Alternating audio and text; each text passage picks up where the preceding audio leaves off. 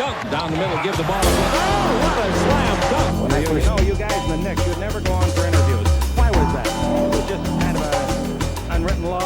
Back, I tell you, amongst the guys, to just be a team member once again, and it's fun and joking and laughing and just having a good time. Almost a month to the day. It was 12-3 that you got hurt. This is the 4th day of January, and I think you got to be given a lot of credit for that. You worked awfully hard, your rehabilitation. Well, I tell you, I had good people driving me, and Clive and all the people at Dr. Curlin's, and then the doctor who also was looked at my hand and was taking care of it. His name, he don't want to be mentioned, but anyway, you know, his people were great. So everybody helped, and then myself just trying to know I had to stay in shape and work my way into shape and keep at that, not probably at the level I went out, but almost there.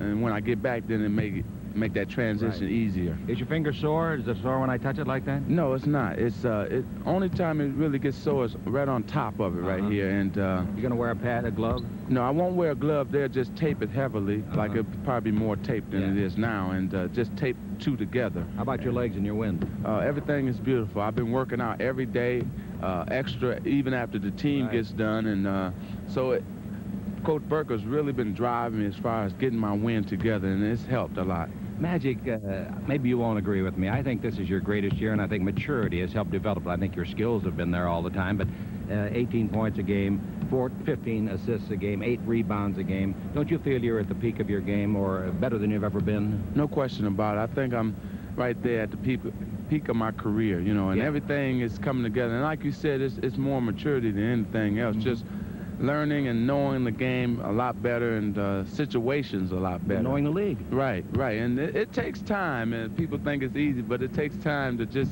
get it all together, and that's what I want to do, get my whole total game together, and it's happened this year. Santa Claus good to you? He was real good to me about saying, hey, I'll be back soon. So that's all the present I wanted, really. That's all the present the L.A. fans wanted, too. I'll tell you, they have been really struggling without you, but I think they did a good job winning 7 of the 13 games you were gone. They did a great job, and we could have been a lot better if we just, you know, little things. We lost a couple games by just some things that happened out on the floor, but the guys did a great job. And the thing about it, what people don't understand about the guys is they're winners. See, they know how to win. Even in adversity, they know how to win. We had people like Kareem and them winning championships before I was even thinking about playing basketball, and in college and in pro. So they just carried it on, and hopefully now we can just continue and try to go on out to the All-Star break on a winning fashion. Speaking of the All-Star break, you're leading everybody and gathering votes. That's got to make you proud.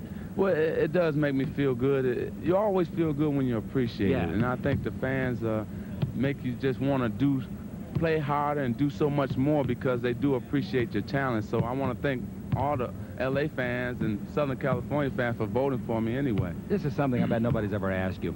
You've been adulated. Everybody's been a Magic Johnson fan since you were in high school through college. Most of those were college and high school students. Now the adults are doing the adulating. I know how you're sought after for everything. Autographs particularly. I've seen you stand for hours and sign them. Is it tough to handle?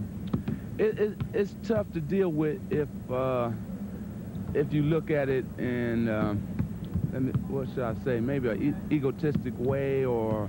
But like, you would never do that. Yeah, like, well, I got to sign or something like that. No. You know, it's just, I love the people. I love talking. I love just associating with people, and it's an honor to me when they ask me. Look at that. There's Phil Hubbard. Yeah. His former teammate. No, his former enemy. Right. So it just feels good. And the thing about it, Chick, like you said, it's, you know, it's the grandmothers, grandfathers, and so on. And it makes you really feel good when they say, well, I'm adopting you as my son or something, you know. So it's great. One last thing. I said last night in New York in the simulcast, I've never known anyone that loved to play the game as much as you.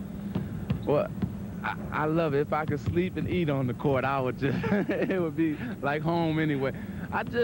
The people get me going, and the fans, when they're revving and going, then I'm revving and going, you know, and it's, I just love to play. I just love it. You're crazy. Do it, Madge. Happy New Year. We'll be back in the Lakers Basketball Network. The Lakers win the